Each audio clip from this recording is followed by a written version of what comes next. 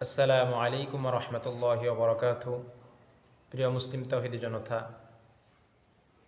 আজ আপনাদের সামনে তারাবির নামাজে ছুটে যাওয়া রাকাতগুলো কখন আদায় করব এই ব্যাপারে আলোচনা করার ইচ্ছা পোষণ করেছি। আসলে অনেকেই দেখা যায় তারাবি পড়ে, কিন্তু অনেক সময় ব্যস্ততার কারণে বা কোনো কারণে তারাবির শুরু লগ্নে কিছু রাকাত ছুটে যায়। আসলে সে যখন মসজিদে আসবে, আসার পরে সে জামাত যেহেতু হয়ে গিয়েছে, সে এশার নামাজ আদায় করবে, এশার নামাজের সুন্নত আদায় করবে, এরপরে সে সরাসরি ইমাম সাহেবের সাথে নামাজ শুরু করে দেবে। ইমাম সাহেবের সাথে নামাজ আদায় করার পরে যদি তারাবি শেষ হওয়ার পরে ইমাম সাহেব বিতিরের নামাজের জামাতে দাঁড়িয়ে যায়, তাহলে সেই ব্যক্তিও ইমাম সাহেবের সাথে বিতিরে জামাতের সাথে দাঁড়িয়ে যাবে, বিতির আদায় করবে।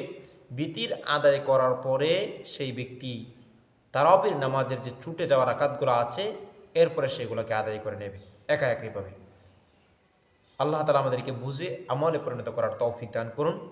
এইভাবেই কিতাব নওয়াজিলের মধ্যে বর্ণনা করা হয়েছে।